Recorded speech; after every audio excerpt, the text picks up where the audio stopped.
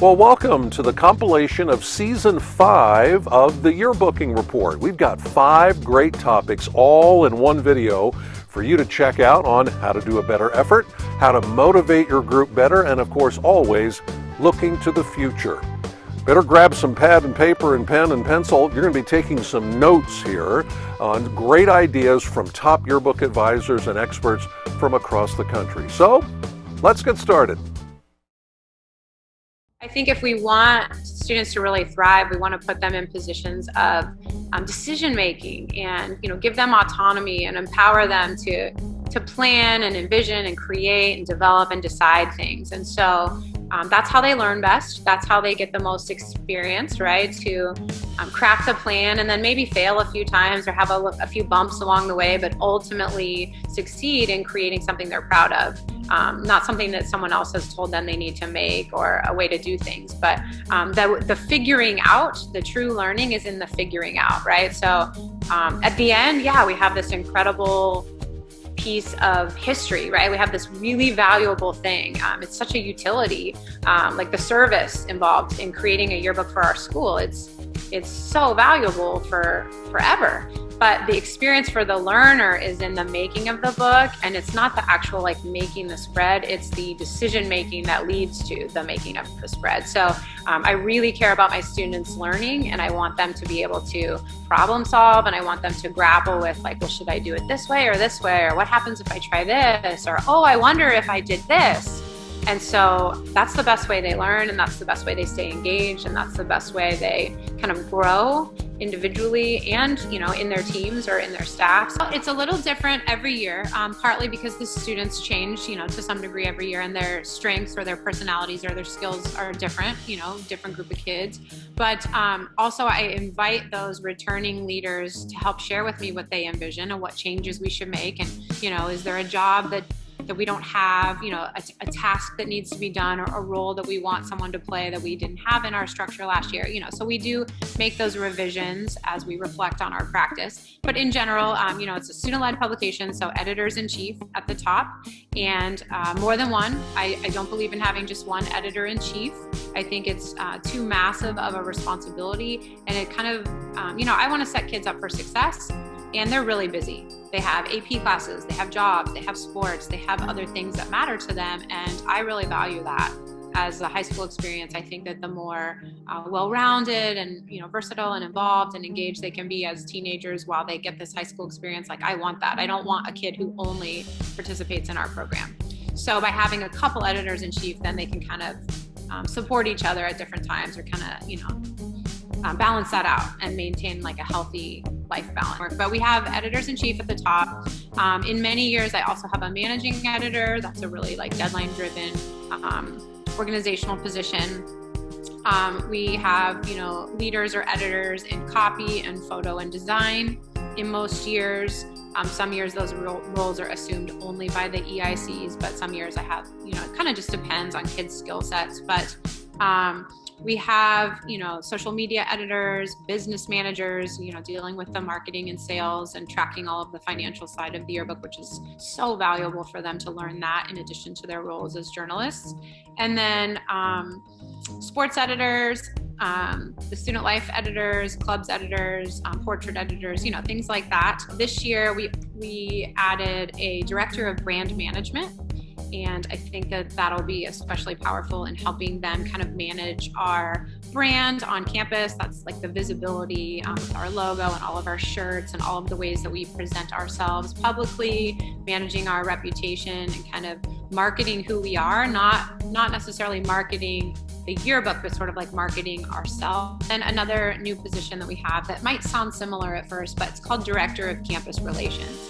The Director of Campus Relations is a person who coordinates our relationships with administrators, with teachers and staff, with our athletic director and coaches, with some of our big groups on campus that represent people of color and diverse sort of underrepresented populations. With my students, I really embrace the culture of revision, and I help them to see that just because they did something, it doesn't make it great yet. And that's okay.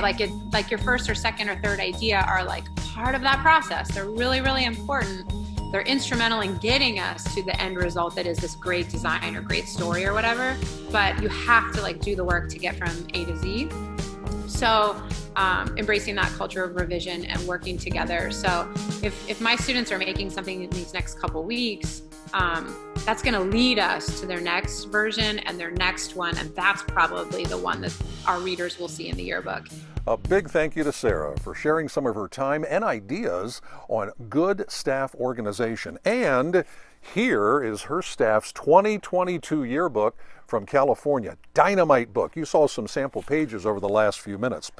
If you're looking to improve, up your game, be sure to contact your Jostens representative. Ask them to show you some examples of top yearbooks from across the country. Get some great ideas and inspiration.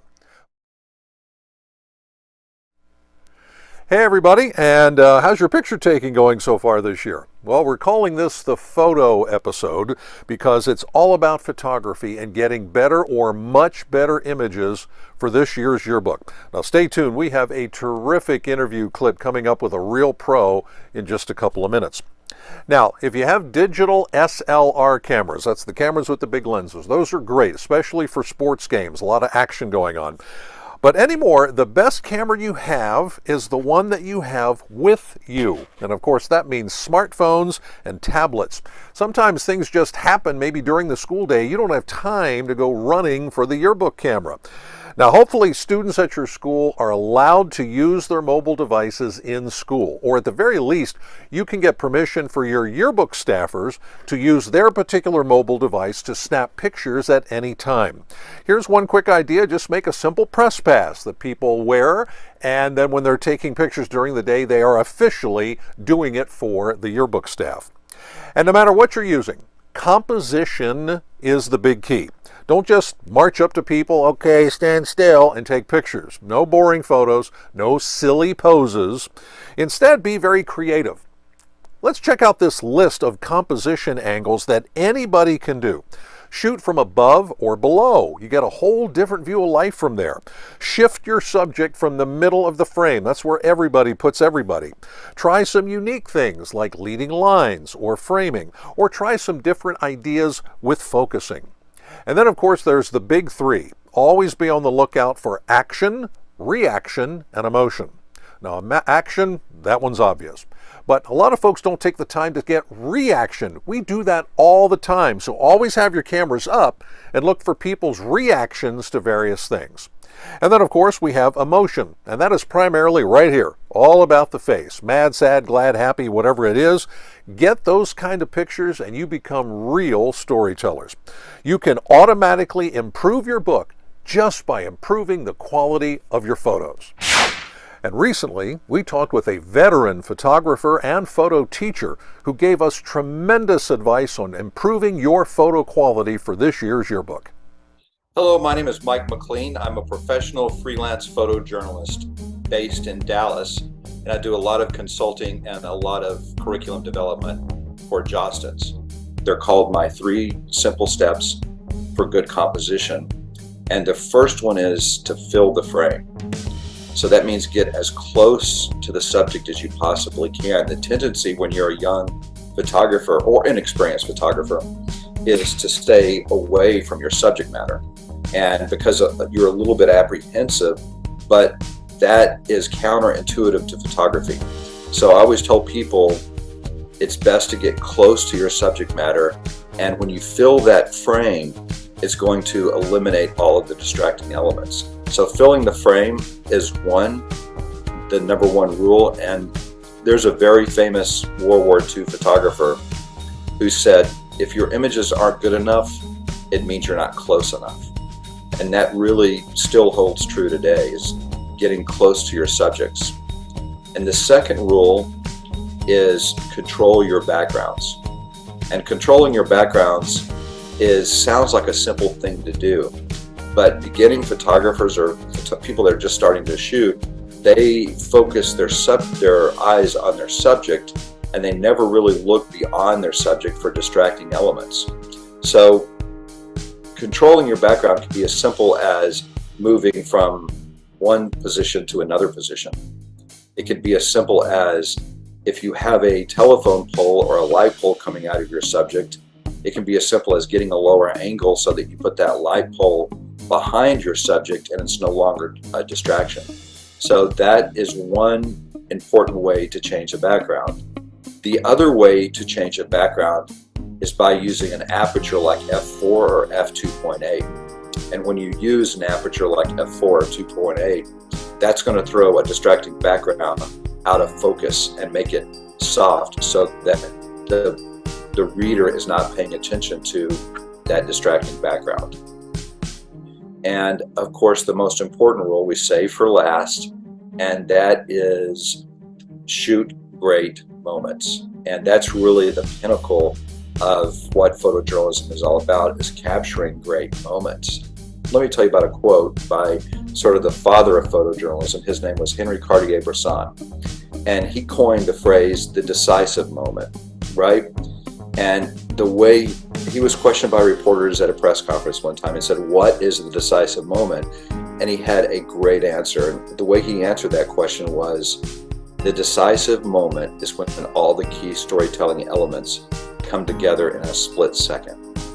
So capturing those moments from the perspective of Henry Cartier-Bresson's, the decisive moment, is really easy to do using a few tips. Now, what I always encourage my photographers to do is to avoid the spray and pray technique of photography. I just watched it this past weekend. Photographers will go to an area and they'll shoot a few photos over here, and they'll shoot a few photos over here, and then they'll shoot a few photos over here. And those might be okay photos, but what I tell my students to do is focus on people's reactions. Focus on elements of expression. Focus on little simple things, because in photography, good moments happen with just a simple expression, a simple reaction. Those really are what we define moments as. In order to get those moments, you have to shoot a lot of almost moments, right? So all those almost moments are moments that happen in anticipation of getting that moment.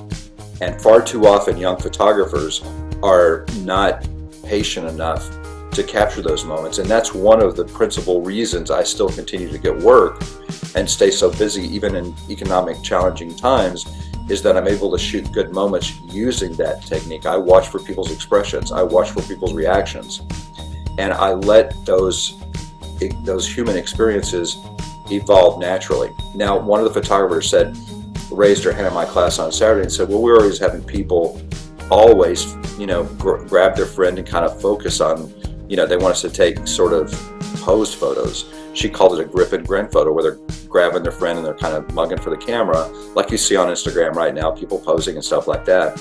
She says, what do you do about that? And my answer was, whenever somebody poses for me, I immediately give them a nonverbal communication, which is, I'm going to use this phone that I have used before on assignments. So as an example, if someone's posing for me and they're just mugging for the camera, I'll bring my camera down and immediately just kind of turn down, and that's a nonverbal communication that lets my subject know, hey, he's not interested in taking pose photos. Very often I will tell people, hey, I can't get pose photos because I'm not allowed to shoot those. So when I was a high school kid, my journalism teacher, when we were shooting film in those days, my journalism teacher said, we will absolutely not waste money shooting pose photos of people, mugging for the camera, because that's not what we do in yearbook world. We're shooting photos that tell stories. And those photos, the people, if you shoot those photos, it encourages people to behave like that at, pep rallies or football games and things like that. We really want to do our best to capture spontaneous, candid moments. Wow. What great, simple advice for taking better photos this year for anybody, no matter what kind of camera you're using. So let's make a goal this year. Better images. Every time you go out, do something different. Hi everybody, and hopefully you're already busy making pages for your yearbook this year. We're going to call this one the design episode. Coming up in just a bit, great advice and insights from one of the top yearbook design experts in the country. That's coming up here in just a bit. In the meantime though, let's run down some basics on making great pages. Here's rule number 1. Page design is never random. That means you just take things and throw it on the page willy-nilly, boxes and text and graphics and all that sort of thing. Good design always has a plan and a consistency, either throughout an entire section of your book or maybe throughout the entire book itself. That means that while we like variety, every spread in the book should not be completely different from every other spread in the book. Some design basics. On some spreads, most spreads, have what we call a dominant photo, which is a picture that is bigger than all the rest, to grab our readers' eyes and attention. Many yearbook rookies make the mistake. They do their own thing. They put all their picture boxes the same size because they think they're being fair. The problem is that is making our readers' job harder because they have no natural starting point grabbing their attention when they read a page or a spread. Now, if you want some variety, simple. Make your picture boxes different sizes on a spread, some small, some medium, up to the dominant photo, maybe some horizontal, maybe others a bit more vertical, but always lined up nice, neat, and clean. Remember, nothing random on your spread that looks like it's just floating around there. One place to keep the same sizes, well, of course, that's your portrait section. There, we do want everybody's head to be the same size, of course, for equality. And an eye line is like a foundation of a house. You build a house on a foundation, you build a spread on an eye line, so that elements, again, aren't just floating around. That's normally either a line or a rail of white space, usually a third from the top or a third from the bottom of the page or a spread. Also, never forget the text. Usually more to the outside of a page or a spread. Pictures normally are more toward the inside of a page. Clear an area for some body copywriting. Couple of paragraphs describing whatever the topic is on that page. Of course, always use as many photo captions as you can, describing the photos, who's in this picture and what's going on here. And always take the time to identify people in photos, because years from now we will not remember who some of those people are. And finally, always consider using ready-made templates. Our Jostens tools have thousands of templates sitting there waiting to be used, and they all pretty much follow the basic rules we just discussed here. You can use a template verbatim, just kind of put your stuff in it, or of course you can tweak them around. You can take things in, move things out, move things around, do what you like. But the basic template is there to save you a lot of time and headache for the future. Concentrate more on your content and your great stories. And let's do some note-taking here. Recently, we chatted online with a top yearbook designer with some other great advice about making great pages and spreads. Hello, this is Rick Brooks. I'm Jostens Creative Design Manager. I'm located in Port Matilda, Pennsylvania, very close to State College. Well, first of all, it really has to reach back to the cover. I know we're not actually talking about the cover right now, but we always are. The cover of the book is super, super important, and it really ought to be part of the thematic process. That theme is not just a statement on the front of a book. That's not what it's about. It's about a feeling for the entire project. That's what a theme really is. So if it doesn't encompass your project, if it doesn't say what it shows, if it doesn't do that, it might be the wrong theme. Theme really doesn't even have to be a phrase, it has to be a feeling. A lot of colleges that I work with use a theme, but a lot of them don't. A lot of high schools will use a visual theme, which can be very, very effective, where they don't actually say something on the book, but you see something on the book, and it feels like that process. I actually love to have a statement that's very, very associated with the design. I think that's important, and that has to somehow, that visual package has to kind of go inside the book. Now, trends inspire everything, and a lot of our pre-designed templates actually are kind of thematic.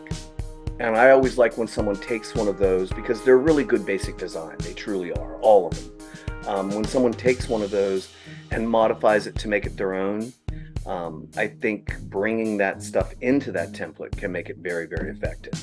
You have to be careful because you have mixed design things, and some things don't work. Floating circles really are not super effective design unless they're intentional. Stars, not really effective design, and if they're intentional, we need to talk, because they don't really fit photographs. Putting your head in a star is going to make a big point on the top of your head. So that's a design piece that's out there that's very difficult to make work. It's really got to be the theme, and that's very difficult. Lots of little things like that affect design. Remember, it's about communication. That's the key. You're communicating stuff, so without any copy or without any headline, it's really problematic. Because I see those things as photographs, think of the darks, text, think of the lights, like the grays, and headlines, think of the medium grays. So you have like this hierarchy of tone when you see a spread. The worst thing you can do is look at last year's book and just redo it, because you might as well not redo it. You've just replaced something from last year. You're just doing the same thing over and over again. Look at other people's stuff. Look at Pinterest. Look out there. Get inspired by different things. You can do wonderful stuff, but remember, when you get inspired as a group, because it's very difficult for 12 students to design pages and to make them fit together. You kind of got to do it as a team. There's got to be like a design leader or whatever it is. All those spreads, remember, they're a package. All that stuff kind of has to fit together, and it's very awkward to go to page 8 and 9 or whatever, and it be one design, and you turn this page and it's a complete different thing. Those kind of things are very difficult for readers to actually go to a book and see.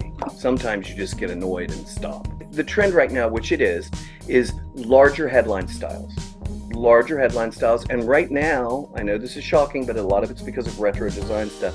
It's serif fonts for headlines. That's what's in style right now. The more of the Times families of fonts like Garamond and those type things. Using that on the cover and then using that on the inside is a link right away. But if you use that on the cover and you just decide to use some script on the inside that doesn't match at all, nothing fits together. It's really easy to pull a few graphic elements, and if they're kind of overwhelming, tint them.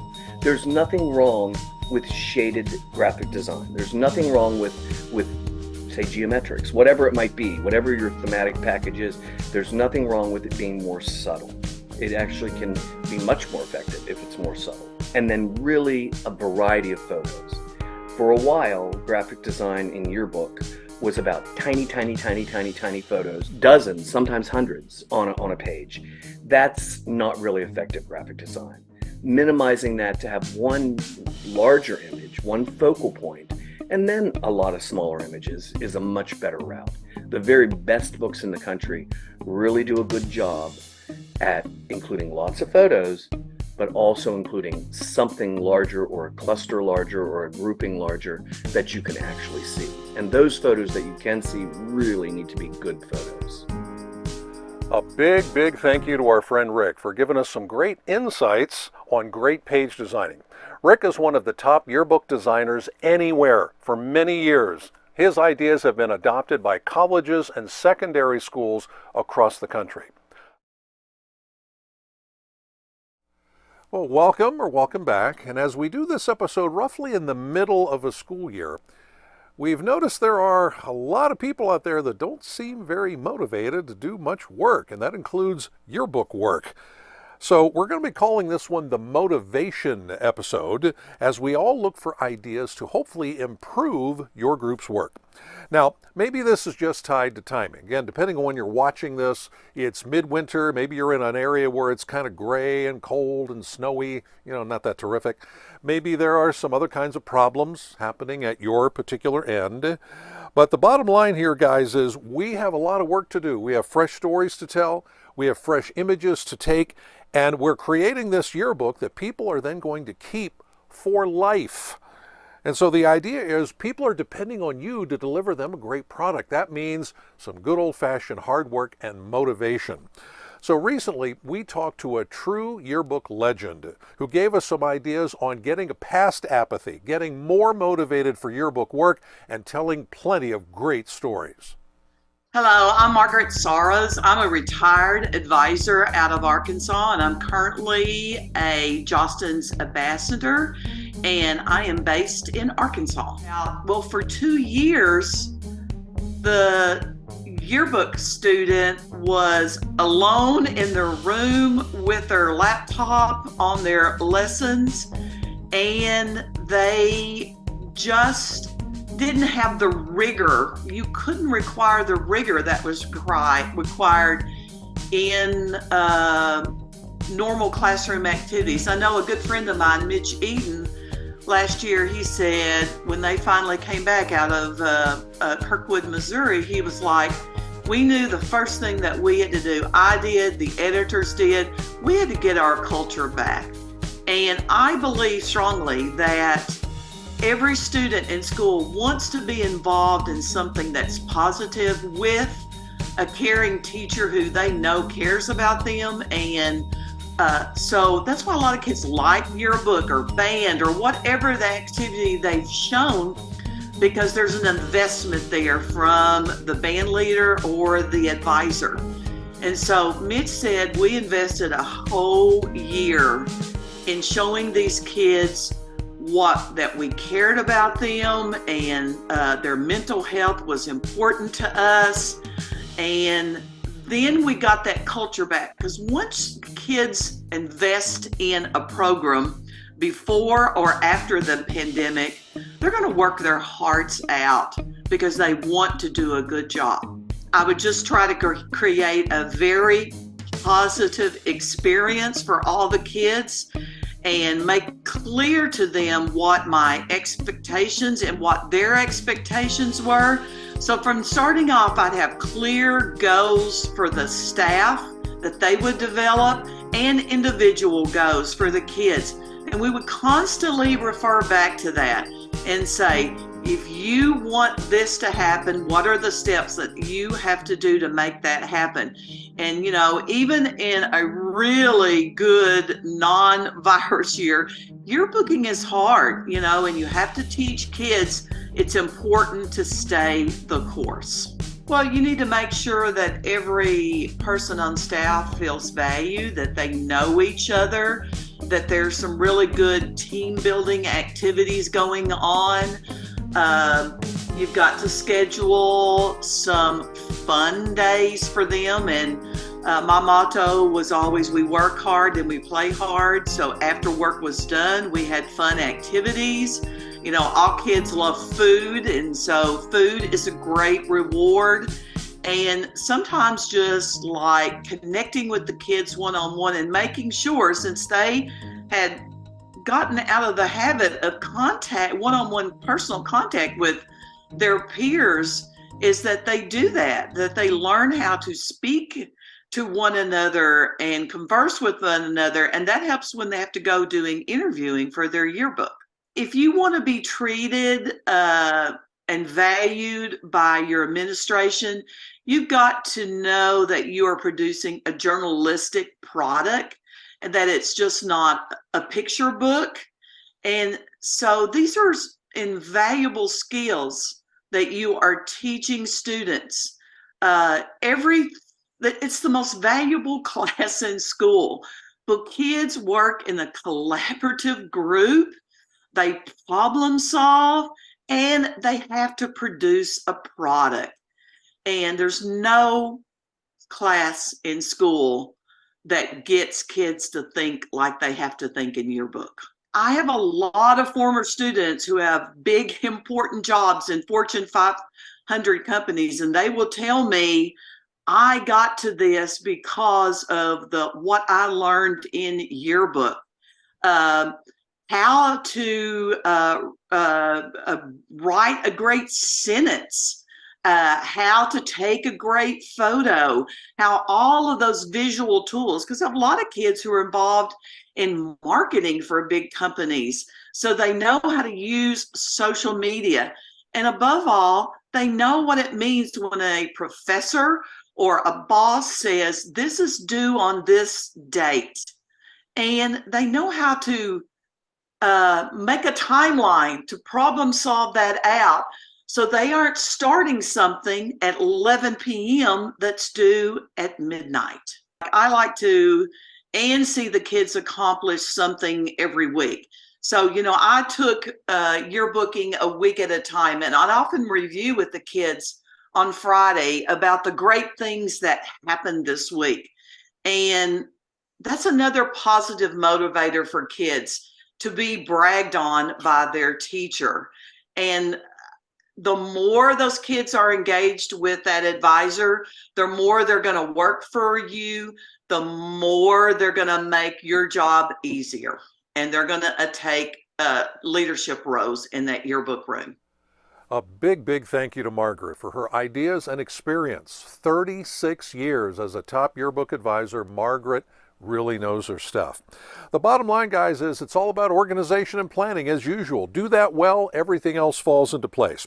So if you're a little shaky right now, take some time today to kind of reset the table for your organization and plan for yearbook for the rest of this school year.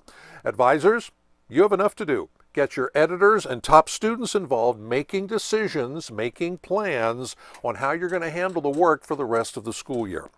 And for students watching, guys, if you know a classmate who is really struggling right now for various reasons, absolutely let somebody know about that, please. Please. All right. You could be the somebody that helps them not just now, but for the rest of their life. Well, hello again, and we're assuming you're watching this sometime in March or April, and that means the end of the school year is approaching, which is terrific, right? Yes. But of course, for yearbook, there is still a lot of work to be done, either for a spring delivery book, your books are going to show up in May and June, or for a summer-fall delivery book. That means you're still working away hard toward finishing your effort by the end of the school year. So what are some things to consider as the school year end approaches for both right now, but also looking ahead to the future? Recently, we spoke to a nationally recognized yearbook advisor expert who shared some insights and advice on the big finish. Hello, my name is Marcy Pieper, and I am a retired yearbook advisor. I taught at Clayton High School for 28 years and as a total yearbook advisor for 38 years. I'm now a Jostens ambassador and doing one of the best jobs I think anybody could ever have. I've had opportunities to do a lot of different things. I've advised as a club advisor. I've had staff that met every day. I've had staffs that have been on block.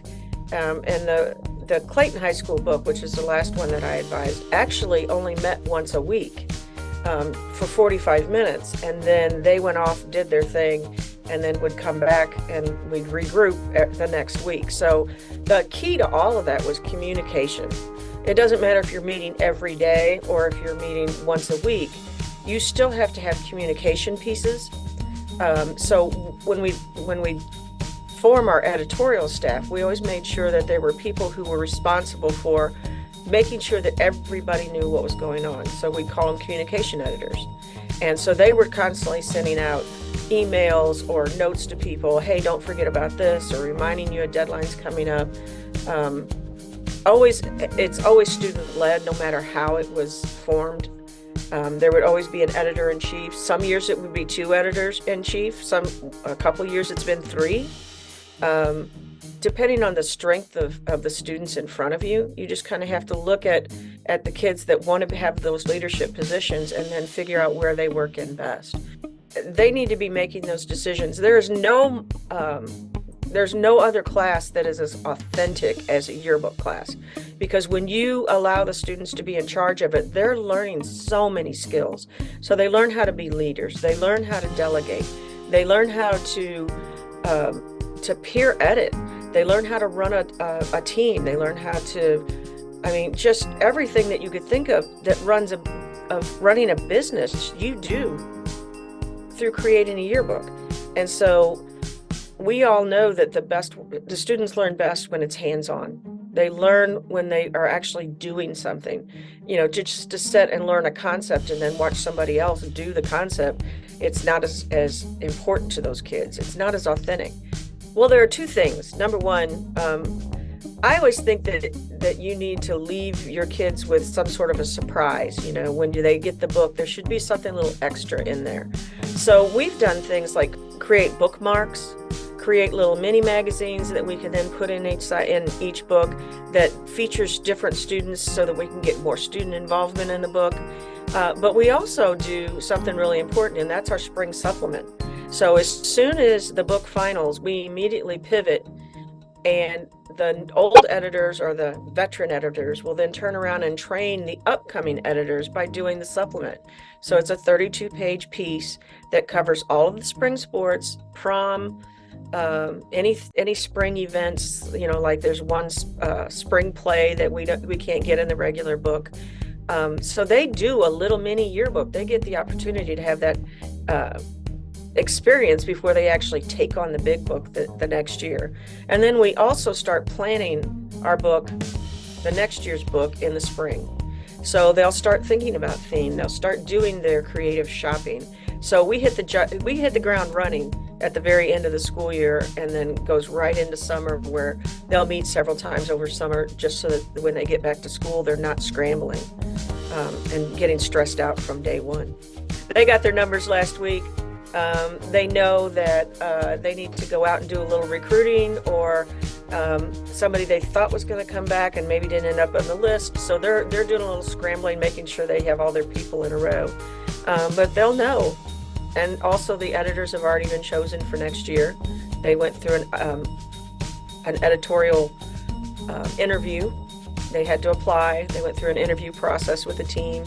And so they understand how important it is that they get their job done. So we're able to really get the ball rolling. One thing that the editors are doing is they're going to be contacting every one of those students personally, sending them a card saying, hey, we saw that you signed up for staff. Welcome to staff. We're going to have an open house, with pizza and whatever. We would love to see you. And so already getting that family team building going before the next school year.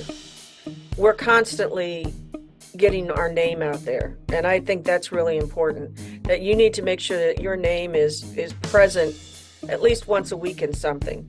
Like you put a poster out, or you send notes to kids that you're on page such and such. Jostens has the little flyers that you can print out, hey, you're on this page, make sure you buy a yearbook. So we do little things throughout the year to remind kids, hey, get your yearbook purchased. So by the time we do get to spring, we really are just picking up the tail end of kids who really want one. You got to promote yourself. The more you're out there and the more that you're doing cool things, then kids are like, hey, I want to be a part of that. Or, yeah, I heard I was going to be in the yearbook. Or, you feature the photos somewhere. You can put it on social media. Reach out as much as you can to get your name out there and your product out there. If they see that it's a good product, they're going to buy it. We have a thing called Senior Week, and it's the last week the seniors are there, and they do something special for the seniors every day, and it culminates in a full day of fun activities for our seniors. They all have lunch together, and the last thing they do before they leave is they pick up their yearbooks. So the senior class gets to pick them up separately from everybody. And then after the seniors have picked theirs up, then we open it up to the rest of the students to come in. So by that point, the other kids have seen the book as the seniors are leaving, and so they're all hyped about getting it. So then they come in the hour after the seniors leave. Thanks again to Marcy for her advice and expertise. She's now one of our Jostens ambassadors. So that means for Jostens schools in the future, you should be seeing a lot more of Marcy at trainings or various online events. Organization and planning, once again, are the keys to success 12 months a year, not just a little bit, but all the time. Well, we hope you enjoyed the compilation of Season 5 of the Yearbooking Report, took lots of notes. And if you haven't already, be sure to check out our prior compilations of Seasons 1 through 4 of the Yearbooking Report. Everything evergreen, not dated, just great advice and tips and ideas, again from top yearbook advisors and experts from all across the country. Great information for any yearbook advisor and staff. Thanks again for watching.